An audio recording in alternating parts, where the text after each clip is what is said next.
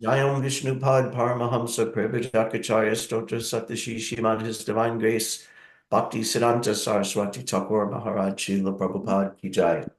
Ananta Koti Vaishnav Vrinda Ki Jai. ISKCON BBD founder Acharya His Divine Grace Srila Prabhupada Ki Jai. Namacharya Srila Haridas Thakur Ki Jai. Prem Se Kaho Shri Krishna Chaitanya Prabhu Nityananda Shri Advaita Gadadhar Shri Vasadi Gaura Bhaktivinoda Ki Jai. Shri Shri Radha Krishna Gopa Gopinath Shyama Kund Radha Kund Giri Govardhan Ki Jai. Vrindavan Dham Ki Jai, Mayapur Dham Ki Jai, Yamuna Mai Ki Jai, Ganga Mai Ki Jai, Bhakti Devi Ki Jai, Tulasi Maharani Ki Jai, Samaveda Bhaktivinoda Ki Jai. All glories to the assembled devotees. All glories to the assembled devotees. Hare All Krishna. glories to the assembled devotees. Hare Krishna. All glories to Sri Guru and Sri Gauranga. Hare Namo Om Vishnu Padaya Krishna Pashtaya Bhutale Srimati Bhaktivedanta Sundaniti Namine Namaste Saraswati Devi Gauravani Pracharine Nirvishesha Shanibari Paschada Deshatarine. Om Namo Bhagavate Vasudevaya. Om Namo Bhagavate Vasudevaya. Om Namo Bhagavate Vasudevaya. Om Namo Bhagavate Vasudevaya. Om Namo Bhagavate Vasudevaya. Om Namo Bhagavate Vasudevaya. Reading from Srimad Bhagavatam, Canto 2, The Cosmic Manifestation, Chapter 9, Answers by Citing the Lord's Version, Text 28. Kridasya moga sankalpa ornanabhir yatornute tatatad vishayam dehi manishamai madhava. Kridasya moga sankalpa ornanabhir yatornute tatatad vishayam dehi manishamai madhava. Kridasya moga sankalpa ornanabhir yatornute tatatad vishayam dehi manishamai madhava. Others can chant.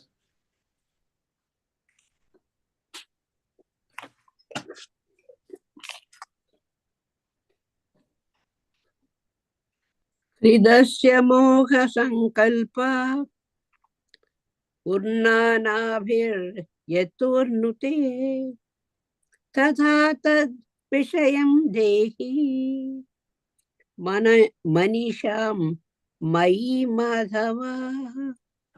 Hare Krishna. Hare Krishna.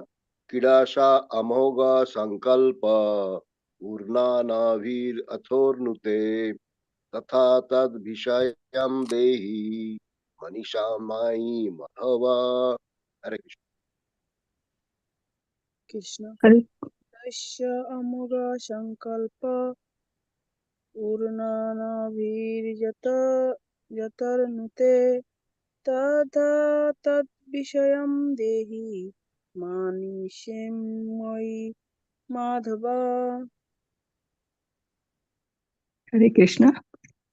Idasya amoga sankalpa ornanabhiryatornute tatha tad vishayam dehi manishamai madhava. Hare Krishna. Thank you.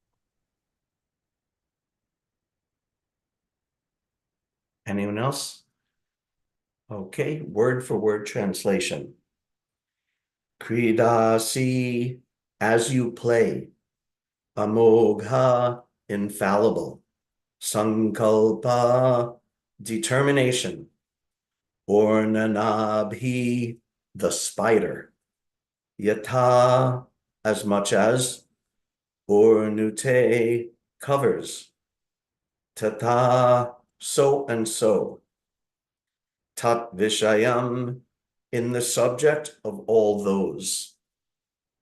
Dehi, Do let me know. Manisham, philosophically. Mai, unto me. Madhava, O master of all energies. Purport by His Divine Grace Srila Prabhupada. Oh, I'm sorry. Translation. O master of all energies, please tell me philosophically all about them. You play like a spider that covers itself by its own energy, and your determination is infallible. Purport. By the inconceivable energy of the Lord, every creative element has its own potencies, known as the potency of the element, potency of knowledge, and potency of different actions and reactions. By a combination of such potential energies of the Lord, there is a manifestation of creation, maintenance, and annihilation in due course of time and by different agents like Brahma, Vishnu, and Maheshwar. Brahma creates, Vishnu maintains, and Lord Shiva destroys. But all such agents and creative energies are emanations from the Lord. And as such, there is nothing except the Lord or the one supreme source of different diversities. The exact example is the spider and spider's web. The web is created by the spider, and it is maintained by the spider. And as soon as the spider likes, the whole thing is wound up within the spider. The spider is covered within the web. If an insignificant spider is so powerful as to act according to its will, why can't the Supreme Being act by His supreme will in the creation, maintenance, and destruction of the cosmic manifestation? By the grace of the Lord, a devotee like Brahma, or one in his chain of disciplic succession, can understand the Almighty Personality of Godhead eternally engaged in His transcendental pastimes in the region of different energies. Kridasya moga sankalpa ornanabhir yatornute tatatad vishayam dehi manisham mai madhava. O master of all energies, please tell me philosophically all about them. You play like a spider that covers itself by its own energy, and your determination is infallible. Nama Om Vishnu Padaya Krishna Prasthaya Bhutale Srimate Bhaktivedanta Swaminiti Namini Namaste Saraswati Deve Gauravani Pracharine Nirvishesha Shunyavadi Paschata Deshatarine. This is a great verse, and this chapter is really building up to what's coming in a few more verses, the famous Chatu Shloki, the 4 seed verses or nutshell verses of the Srimad Bhagavatam. And of course, we've heard so many times how the whole Bhagavatam is questions and answers. We know the sages had their questions, and Sutta Goswami spoke the whole Bhagavatam in answer, and Parikshit Maharaj had his question, what's the duty of a person about to die? And Shukadev, the whole Bhagavatam is his answer to that. And coming up in the 3rd canto, all questions and answers between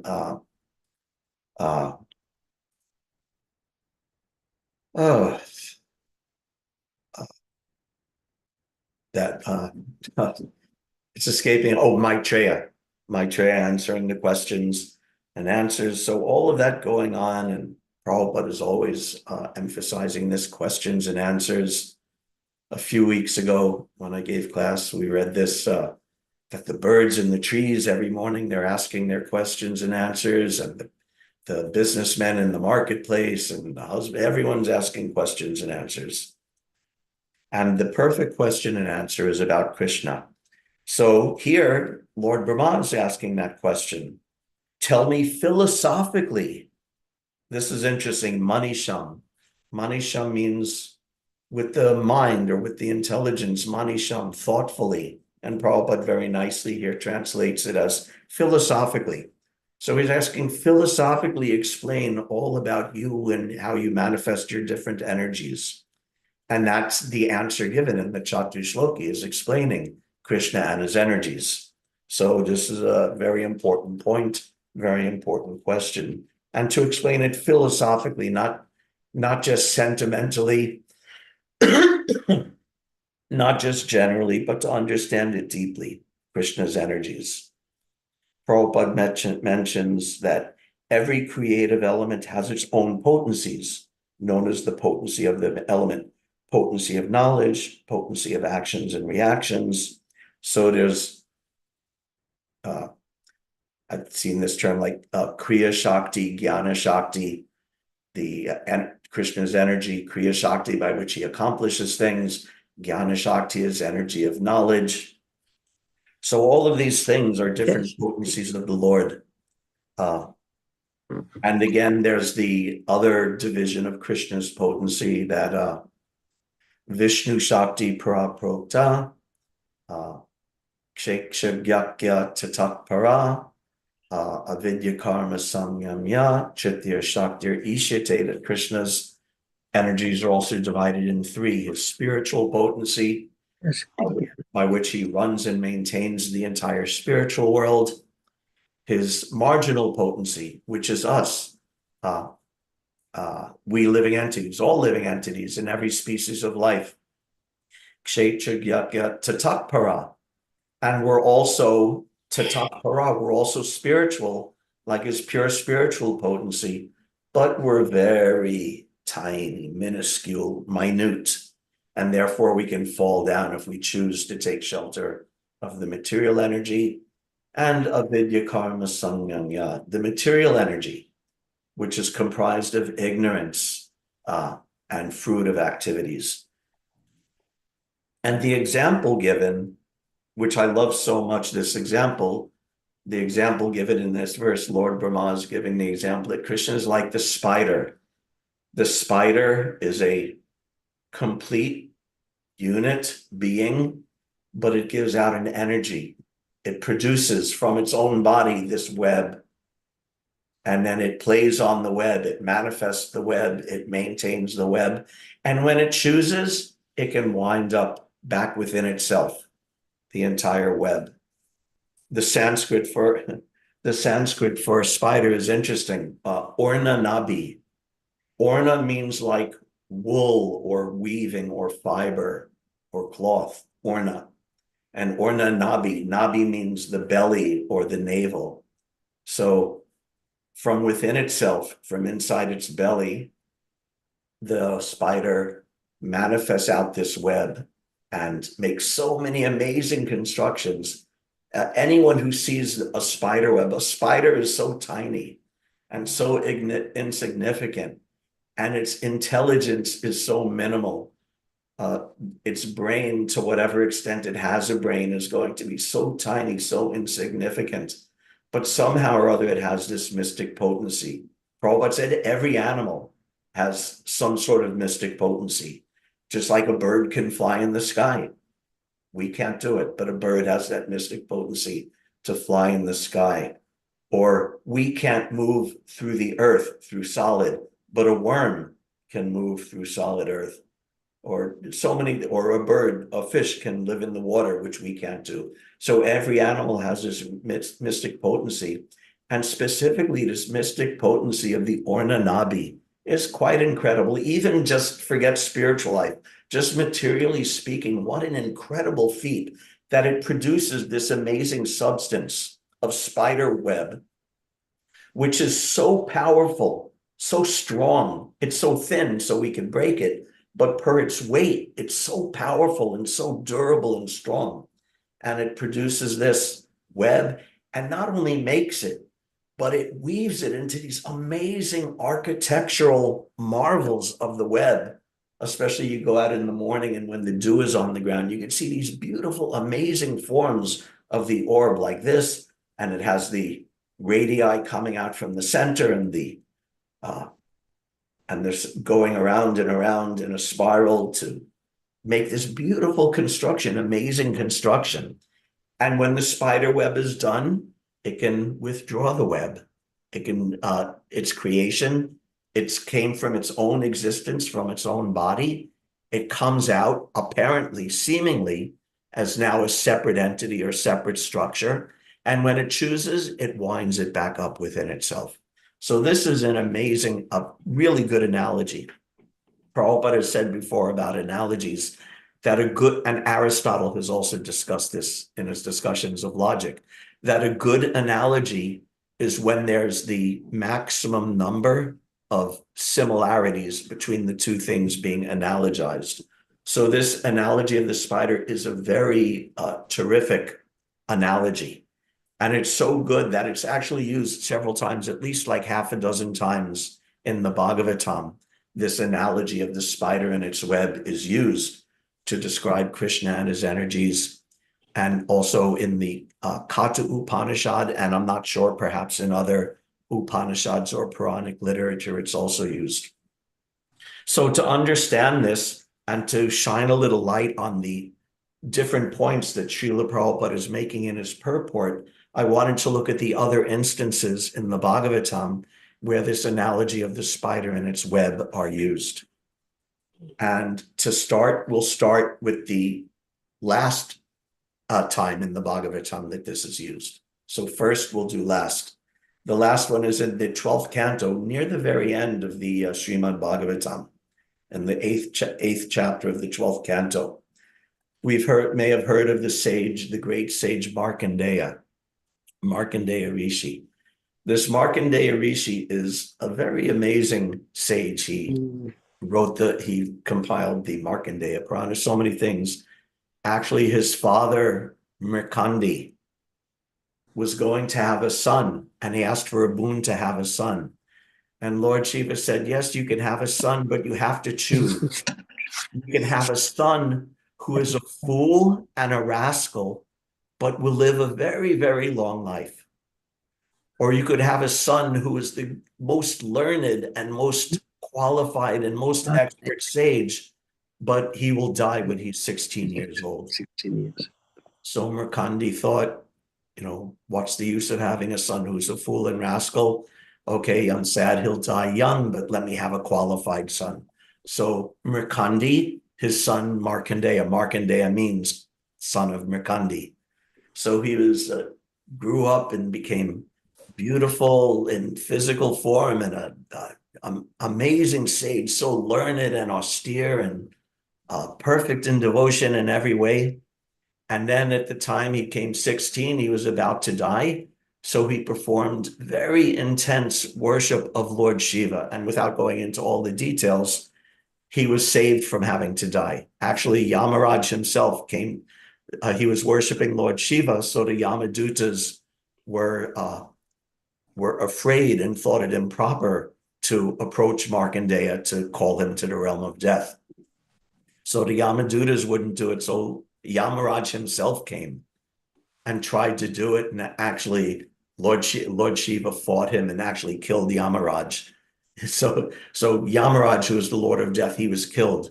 But then Lord Shiva revived him so that he could carry on his duties. But anyway, in that way, Markandeya didn't have to die. And in fact, he was granted a eternal lifetime.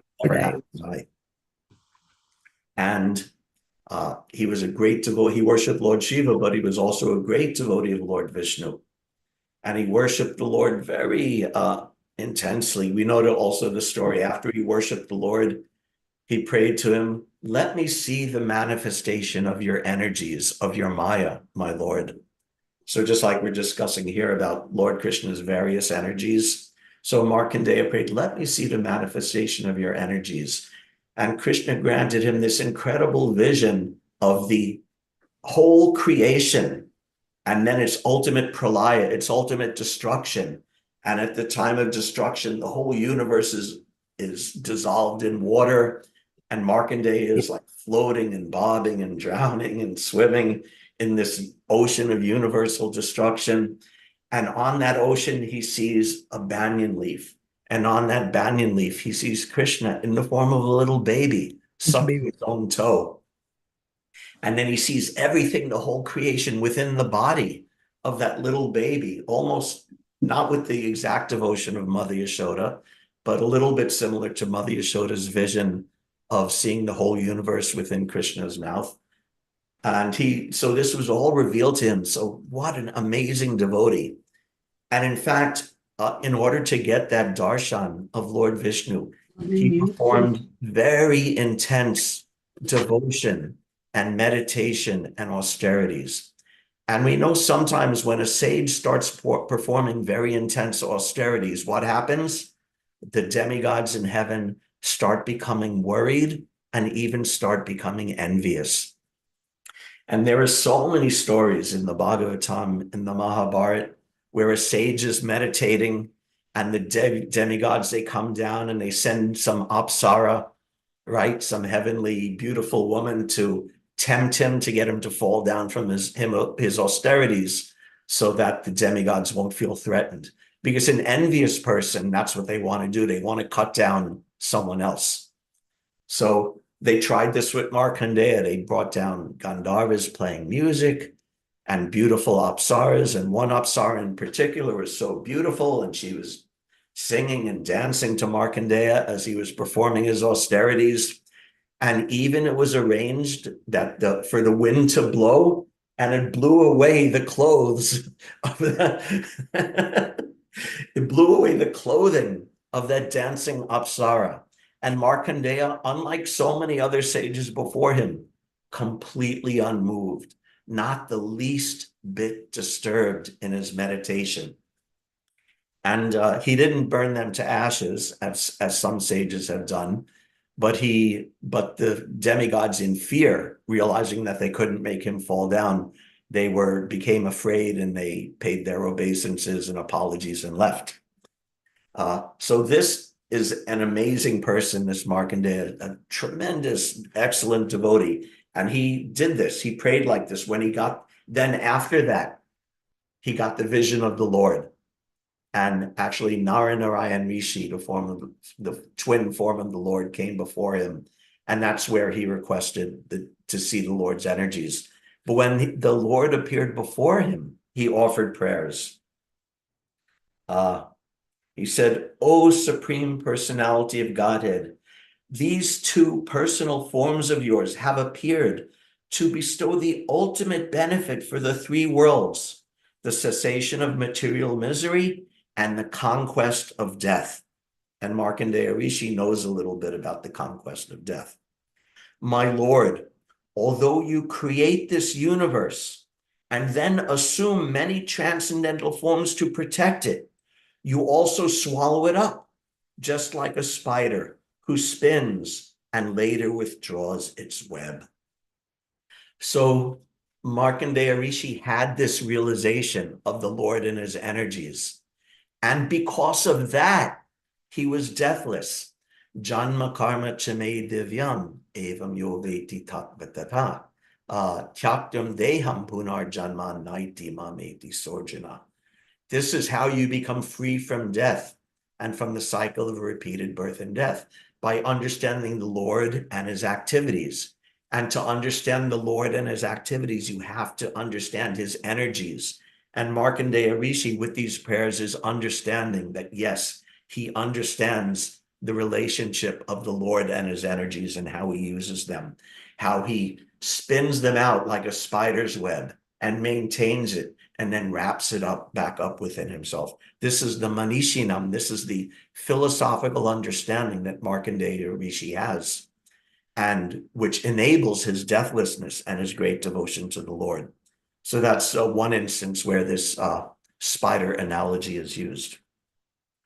Again, the first instance where it's used is a few chapters back in the Srimad Bhagavatam from where we are now, in the second canto, in the 5th chapter.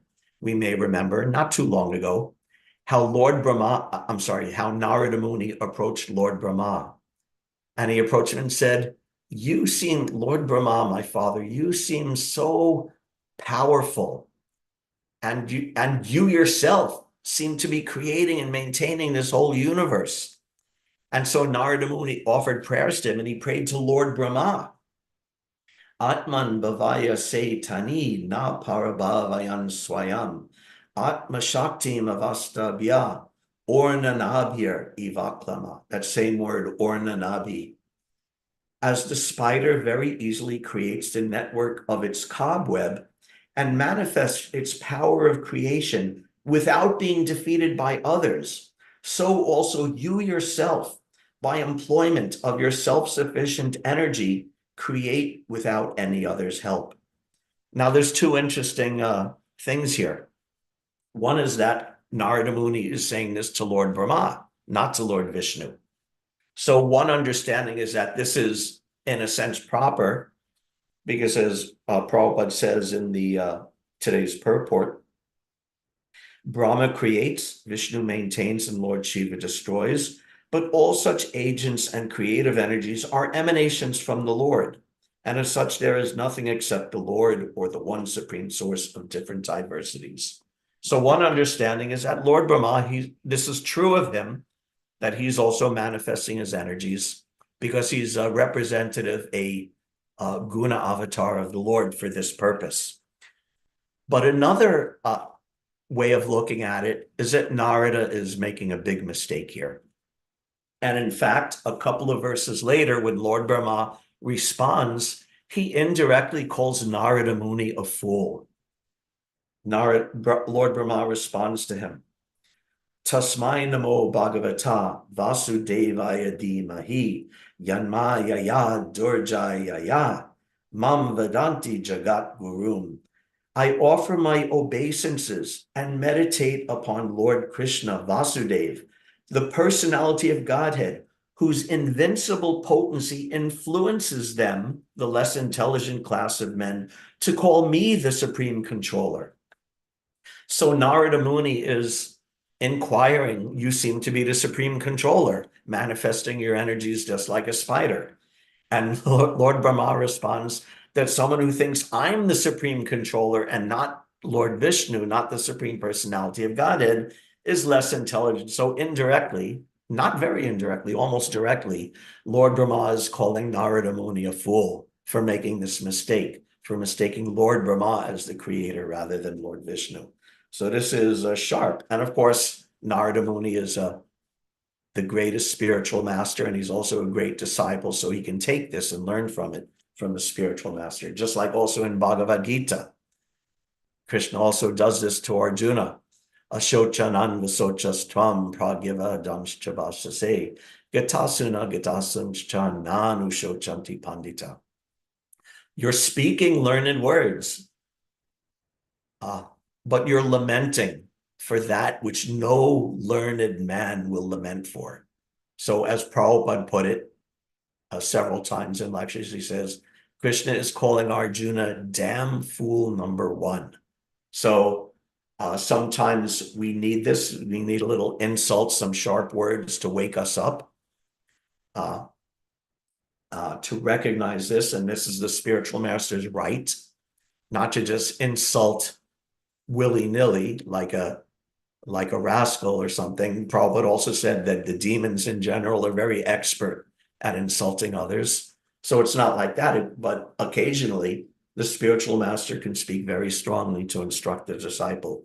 So Lord Brahma is calling Narada Muni a fool. Krishna is calling Arjuna a fool.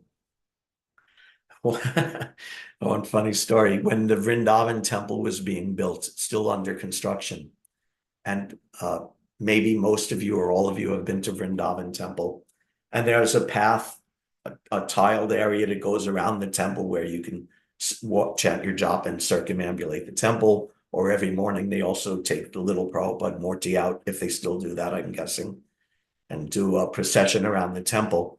So when that when that area and pathway was being constructed, Prabhupada walked one morning and looking at the stone, and he looked at the stone, he said, look at these stones, how these tiles are laid down.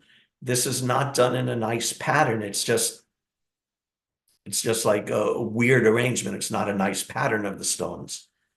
And one disciple said, oh, no, no, but it's actually in a pattern.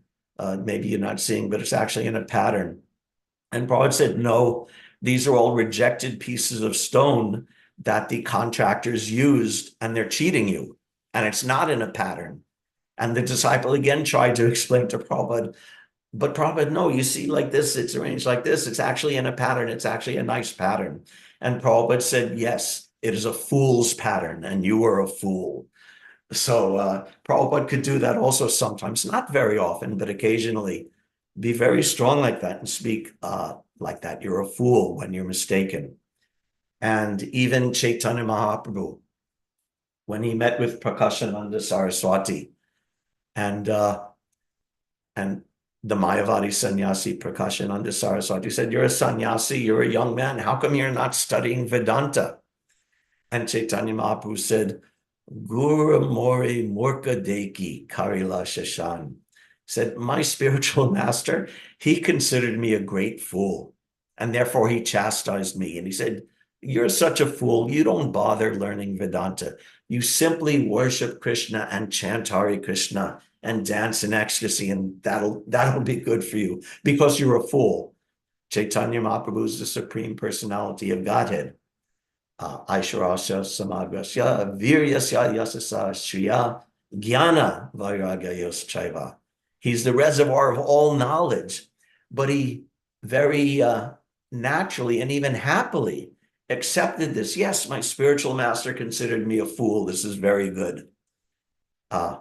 In order to defeat the puffed up pseudo-intellectualism of Prakashananda Saraswati, who's thinking he's so intelligent. But Chaitanya Mahaprabhu, who's infinitely more intelligent, is calling himself a fool. So this is nice. Brahma's calling him less intelligent, damn fool, and Mahaprabhu's doing it, and understanding like this that if you make that mistake, like Narada did, oh, you seem to be the controller, and maintaining everything for your energies. And Brahma said, no. Krishna, you have to understand, Krishna is the controller.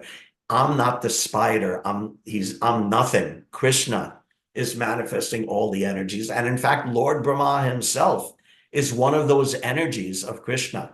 And he's also produced at one point at the beginning of the creation of the Brahmanda. And he's under Krishna's energy. He's being maintained by Krishna and maintaining the universe. And when everything is all wound up again, it's all wound up again into the body of Mahavishnu. So this is, I thought that was also a nice instance of the abuse of that analogy and how to properly understand it. Then again, another instance, let's just see what time it is, okay? Another instance is in the next canto, in the third canto. We also know the story of Kardama Muni, how Kardama Muni was a great devotee and a great yogi as well. And he was meditating and with great devotion on Lord Vishnu within his heart, but also within his heart, he had a desire to get a wife, to get a qualified wife. So Lord Vishnu appeared before him and he offered beautiful prayers. He was so amazed to see Lord Vishnu, and their exchange is beautiful, actually, how Lord Vishnu helps him out and tells him, you'll get the best wife and so many things. But of course, as is natural, when the devotee gets the darshan of the Lord, he offers prayers, beautiful prayers, so many prayers. And again, one of them at that time, Eka Swayam San Jagata Sistrikshaya Dvitiya Yatman Adiyoga Mayaya Srijasya Dapasi Punargrashisya Se Yatorna Nabhir Bhagavan Swashakti Bhi. This is also a very nice verse. And I don't know if anyone is here who remembers the verse and the class from last Friday, but Srijasya da Pashi Puna Grishisya Se.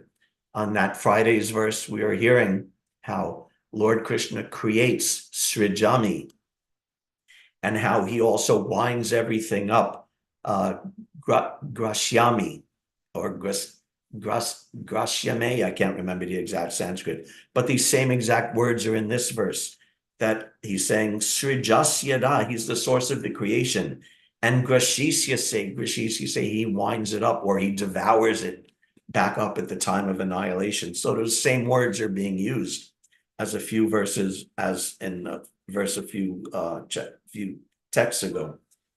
So that is, my dear Lord, you alone create the universes.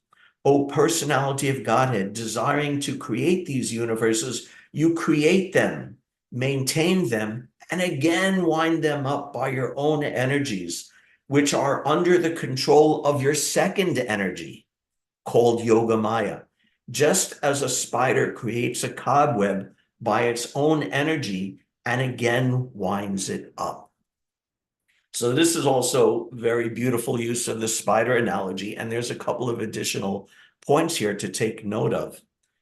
He says all of this energy of the spider to create and maintain and destroy, he says this is under the control of your secondary energy of Yoga Maya. In other words, this is explaining that this business of creating and maintaining and destroying the material world is not the Supreme Lord's only purpose or only business. He does this through an energy of his energies. What, again, I said earlier, Vishnu Shakti Paraprokta. He has his pure spiritual transcendental energy by which he's maintaining the entire spiritual world and having amazing pastimes with his loving devotees.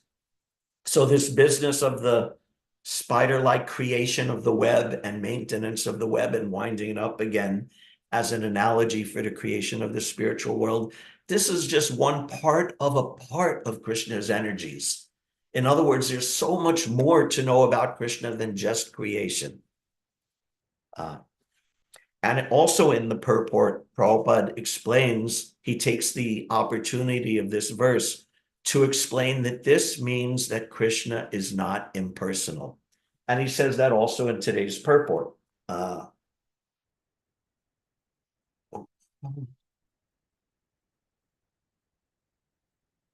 Where was it?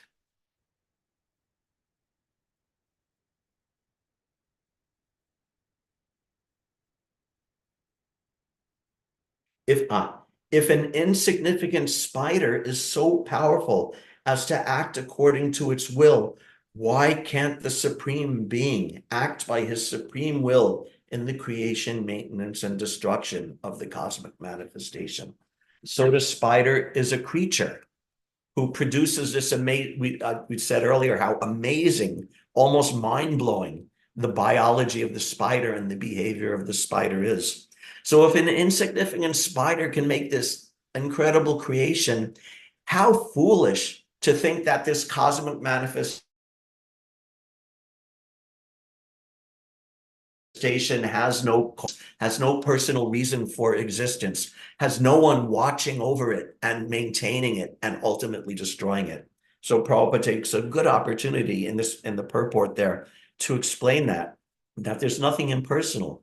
Lord Krishna is the person, and with his personal energies, he's able to do all of these amazing things. And again, as Kardama Muni said, not just his energies, but he has so many energies, multifarious energies, and mainly the spiritual energies. And through an expansion of those energies, by a tiny fraction of his energies, he's maintaining this and creating, maintaining, and annihilating this entire spiritual world. So this is another very nice point drawn out of this spider analogy. Then in the fourth canto, another nice incident in the middle of an awesome story. We know in the fourth canto the story of the Daksha Yajna, yes? That Daksha was having a sacrifice, but he was not very fond of his son-in-law, Lord Shiva, who was married to his daughter. So Lord Shiva was not invited to the sacrifice, which itself is a great offense, actually. But Lord Shiva said, whatever, he said, Lord Shiva's he's great. He's not disturbed. He said, whatever, he doesn't want to invite me, fine. But his wife said, oh, it's my father, and it's a nice ceremony, and I'll get to see my mother and my friends. And he said, Lord Shiva cautioned, he says, he's disrespecting both of us, and it's not a good idea for you to go. But she wanted to go, and she went. And we know the story, how disaster ensued. And Sati, she committed suicide due to the insulting words and offenses of her father. And all the followers of Lord Shiva came and destroyed the sacrificial arena and killed so many of the inhabitants. A huge, whole big mess occurred. And after that happened, then Daksha and all of the sages and demigods and everyone present realized what a great offense had been committed against Lord Shiva. So they all went before Lord Shiva to beg forgiveness, to offer prayers. And again, one of those prayers, Tvam eva Bhagavan etat Chiva Shaktyo Swarupayo Vishwam Srijasi Pashyatsi Kridan Orna Patoyata. Praying to Lord Shiva. My dear Lord, you create this cosmic manifestation, maintain it, and annihilate it by expansion of your personality, exactly as a spider creates, maintains, and winds up its web. Again, in one sense, this is a mistake to attribute this to Lord Shiva, but in another sense, it's not a mistake. And in the purport to that verse, Prabhupada explains that it can be applied to Lord Shiva, since he's actually the specific avatar meant for dealing with the material world, because Lord Vishnu directly has no direct contact with the material world. So through his energies and through his guna avatars, again, as Prabhupada explains in today's purport, through Lord Brahma, he creates, through Lord Shiva, he annihilates. So in one sense, this can be applied to Lord Shiva. And in fact, Lord Shiva, he's in Brahma Samhita, he's described that Lord Vishnu is so pure and transcendental that he never touches the material energy. And yet he somehow impregnates the living entities into the material energy without touch, simply by his glance. And that glance is considered Shambhu, Lord Shiva. That the halo or the effulgence of that glance is the existence of Lord Shiva. So he's the expansion of Vishnu for contacting the material world. So therefore, it's appropriate in that sense, if you understand that, to address Lord Shiva in that way, that he's the servant of Vishnu for this purpose of creation, maintenance, and annihilation. Therefore, it's proper to address him like that, as the spider creating and winding up its web. And actually, worshiping Lord Shiva is not recommended, but generally speaking, there are three types of followers of Lord Shiva. One type of followers are like the bhutas and the witches and ghosts and goblins and haunted persons and crazy persons and intoxicated persons. They like to worship Lord Shiva. Another type of person that likes to worship Lord Shiva are the Mayavadis. The impersonalists are also very fond of worshiping Lord Shiva. And the third kind are actually the Vaishnavas in the Rudra Sampradaya, who understand Vaishnavanam Yata Shambhu. Lord Shiva, he's expansion of Lord Vishnu, and Lord Shiva, he's the best devotee of Krishna himself, and worship him like that. So if you understand Lord Shiva like that, then this verse is quite applicable. And if you don't understand that, then it's a misunderstanding. And okay, final two references of this spiderweb analogy. These are also interesting. These are both in the Uddhava Gita. So in the Uddhava Gita, Lord Krishna's instructions to Uddhava just before the Lord's disappearance and his return to the spiritual world, he actually uses this analogy of the spider twice in those teachings, in two separate instances. So that's another sign that this is a very excellent analogy and a very beautiful analogy that Krishna himself used it twice. The first instance of him using it in the 11th canto, the Uddhava Gita, is Krishna says to Uddhava, let me tell you a story, as so often happens. And he told the story about how King Yadu was one time touring his kingdom, and he met an Avaduta saintly person, just like in the 7th canto, is it 7th canto? That Prahlad Maharaj is also touring, and he meets an Avaduta, the Python man, right? So this is similar to that. King Yadu was once touring, and he met this Avaduta. And he said, you're obviously, and he had some discussion with him and appreciated him. And he said, you're obviously the topmost saintly person and great devotee. And yet I see you're not doing any, how did you learn this? How did you learn all this knowledge, this great knowledge? Where did you get this knowledge and this advancement from? And that Avaduta said, let's see. He said, yes, where did I learn this? He said, I learned this from 24 excellent gurus. And he gave a list. I don't remember the whole list. I'm not going to give the whole list. He said, I learned these 24 gurus is the earth, the wind, the water, the wasp, the honeybee. And he lists 24 things like that. Just like the earth. He said, from the earth, I have learned, the earth is my guru. I have learned tolerance like the earth. And from the wind, I have learned that the wind blows over all sorts of different environments, but it never stays and becomes stuck or attached to any of those environments. It just keeps on blowing. So like that, I've learned to be renounced from all different material situations. So many things like that. What are some of the others?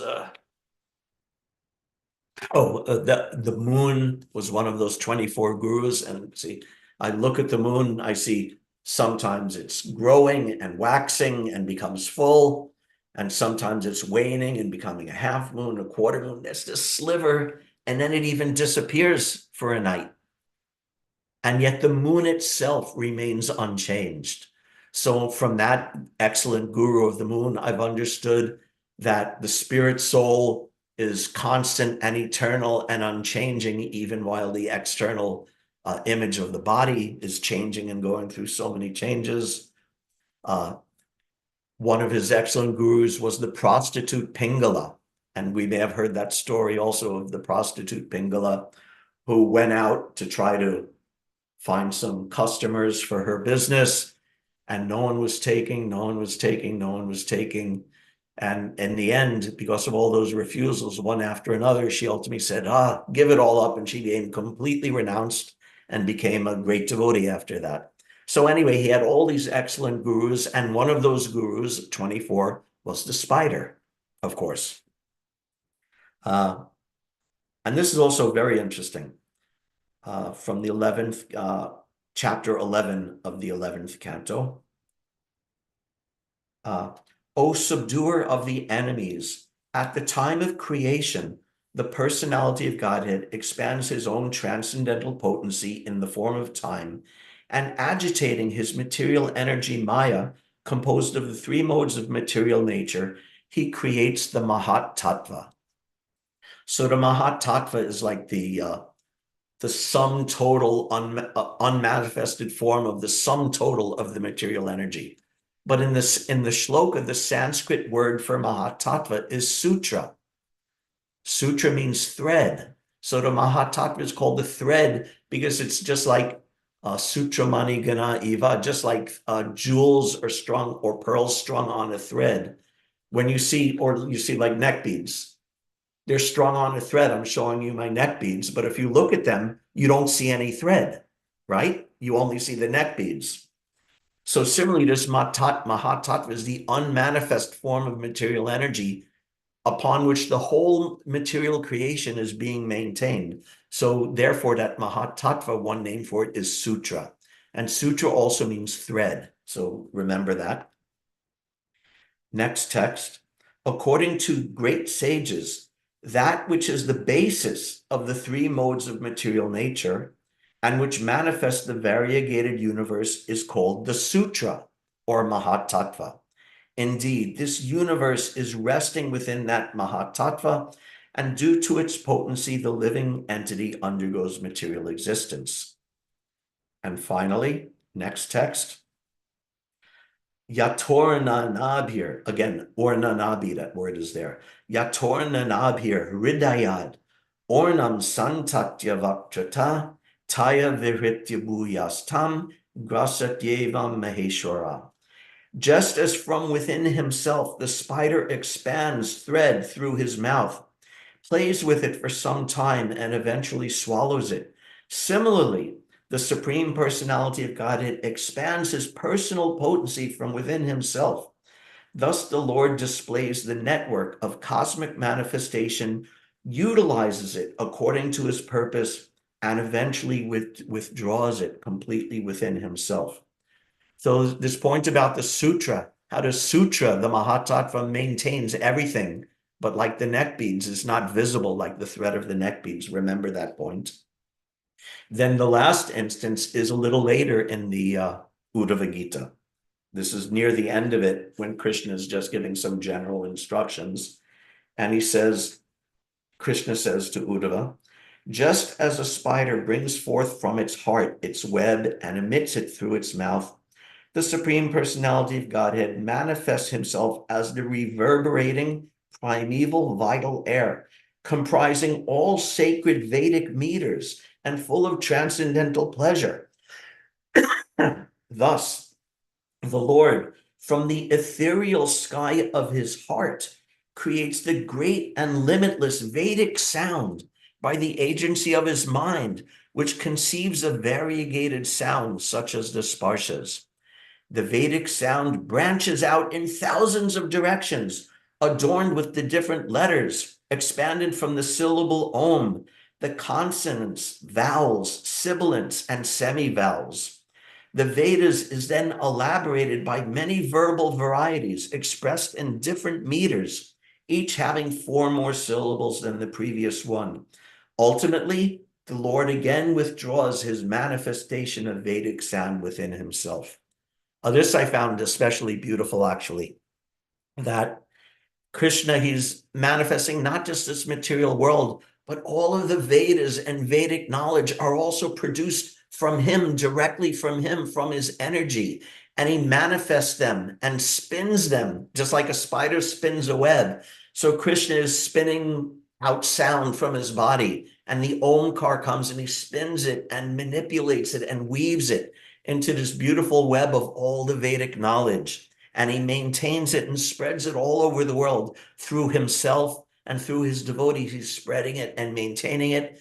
And then at the end of the material creation, it's also all wrapped up within himself. So not just the material creation, but transcendental knowledge is in the same way coming from Krishna. And the real point, the ultimate, not the real point, but one point, an ultimate point, is that this applies to everything. Everything is Krishna's energy. Therefore, everything is produced, maintained, and again wound up in Krishna's energy. Just like I said earlier, again, Vishnu Shakti Prapropta, 3 energies. Or you could narrow it down even more, that there's only 2 categories of being. There's only Krishna and Krishna's energy. Again, from today's purport, if I could find it quickly.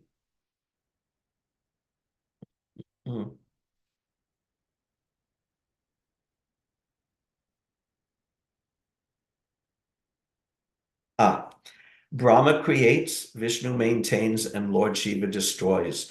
But all such agents and creative energies are emanations from the Lord. And as such, there is nothing except the Lord, or the one supreme source of different diversities. So we could look at different energies, and they're unlimited, hundreds, thousands, millions, billions of energies of the Lord. Or we could narrow it that there's only Krishna and Krishna's energies. Or on the principle of Shakti, Shakti Matayor Abeda, which means that there's no difference between the energy and the energetic source. then we can understand that there's Eka Brahma Dvitiya Nasti, that there's only the one existence, Krishna. And yet within that single one non-dual existence of Krishna, at the same time, by Achinta Beta Beta Tattva, there's unlimited varieties. Just like the web of the spider is non-different from the spider because it's the spider's energies. And he could spin it out, he can maintain it, he can adjust it, and he can also wind it back up within himself. So this is the trying to approach a complete understanding of this spider analogy. Again, very, very briefly, another aspect of this analogy that's too perfect to miss is that what does the spider do with its web? It catches, it entraps the unwary insect. The insect comes flying along, says, oh, look at this beautiful piece of architecture, flies into it, and he's caught. So, this is what a web does. It catches the unwary. And, we've heard it a million times in class that the web of Maya and the World Wide Web, and, online, internet is web, interweb, internet and interweb and World Wide Web. The analogies are almost too obvious to discuss. So this is material life also, that Krishna spins out this energy to entrap us, not because he wants to entrap us, but because we want to be entrapped. He gives us facility that you fly into this web and you're trapped and you're struggling and you're like that.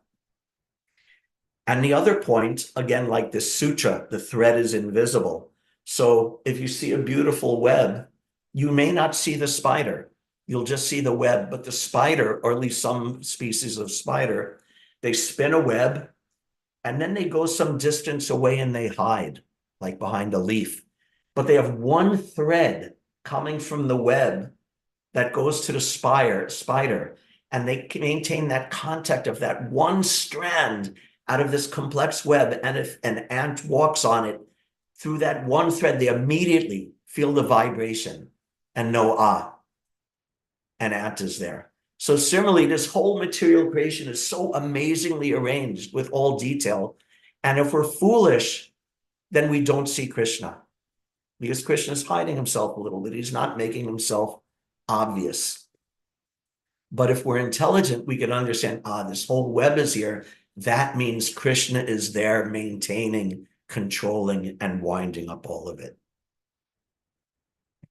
Hare Krishna. Thank you very much. It's getting a little late now. Sorry I went too long. Thank you very much, everyone, for your very kind attention. If there's any questions or comments, we can discuss now. Wonderful class, Prabhu. Thank you. You're very kind.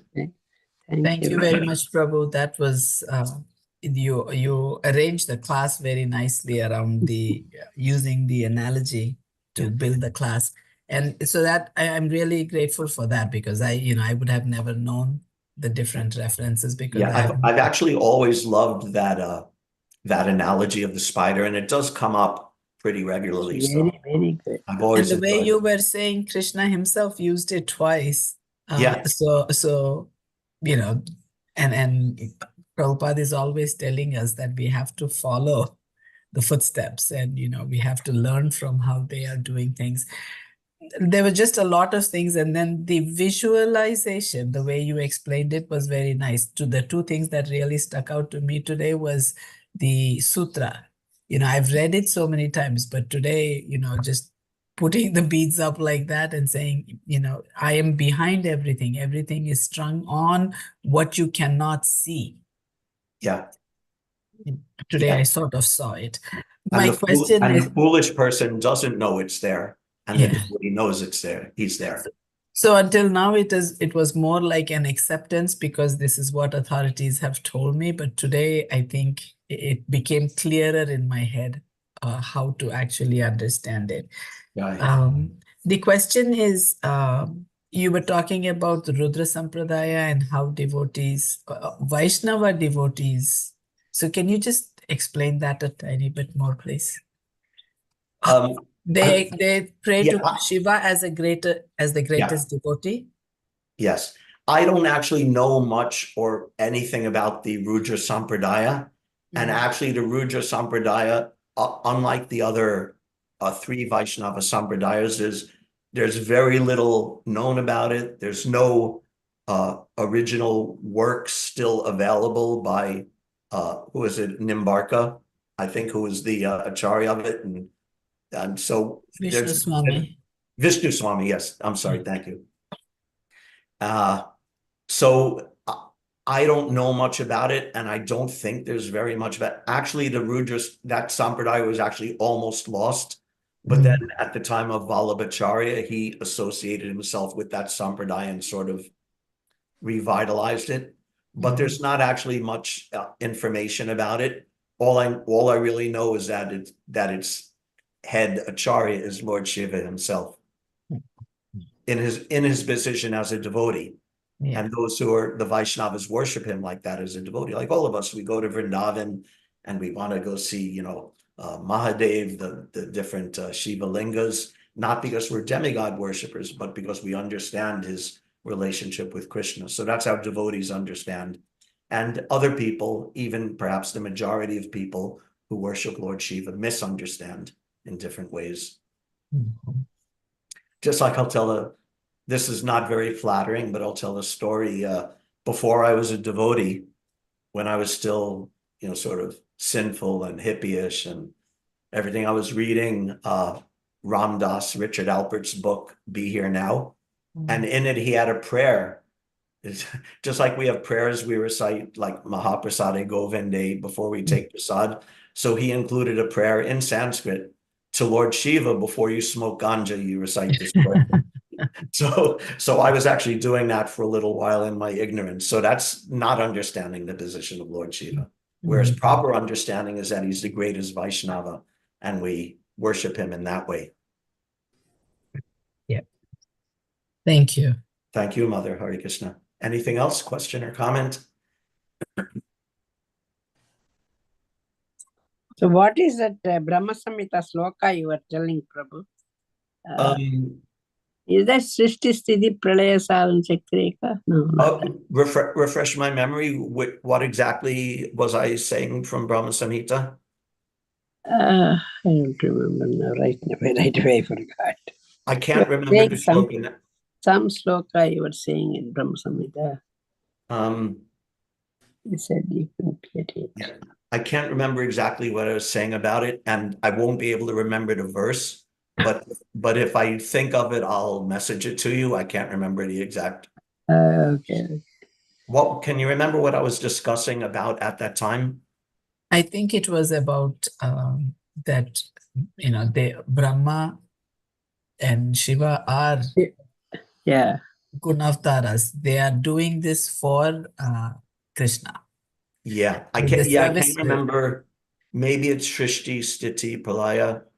Srishti Sthiti Pralaya Sadhana Shakti Rekha Chayeva Yasya Bhuvanani Bhavati Durga Ichhanu Rupam Apiyasya Chacheshtesa Govinda Madi Purusham Tamaham Bhajami. Yeah, that's so nice. That there he's saying that Durga external is doing potency it on his Maya. Now I remember. It was about Lord Shiva being I remember now. It was about Lord Shiva being the halo or the glance of Lord Vishnu. And if you're willing to hold on briefly, I can actually look it up and find the exact verse that that meaning is that the external potency of Maya, who is of the nature of the shadow of the chit potency, is worshipped by all people as Durga. The creating, preserving, and destroying agency of this mundane world.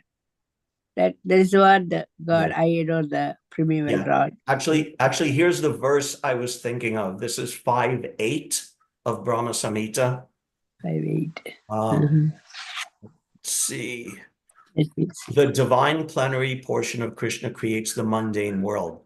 At creation, రచయితం జగదండ కోటిం యచ్చక్షిరస్తి జగదండ Yeah, so he says, at creation there appears a divine halo of the nature of his own subjective portion. That halo is divine Shambhu, the masculine symbol or manifested emblem of the Supreme Lord. This halo is a dim twilight reflection of the supreme eternal effulgence. So this is describing Lord Shiva as the halo or the glow or the energy of Lord Krishna's glance upon the material world. That's actually the verse that I was thinking of at the time. But there's actually, as you showing, there's actually many verses in the Brahma Samhita describing how Krishna deputes the demigods and Brahma and Shiva to do his different businesses within the material world. Thank you. Thank you very much, Prabhupada. And it's after 9 o'clock, so I think we'll end here. Thank you very much, everybody, for your kind attention and attendance. And for those of you who work and have today off for Memorial Day, all glories, congratulations. Thank you very much, everybody. Have a wonderful day. Hare Krishna. Thank you very much. Panchakalpatarubhyascha, Kripasinubhyo, Patitanam Pavanebhyo, Vaishnavebhyo, Namo Namah.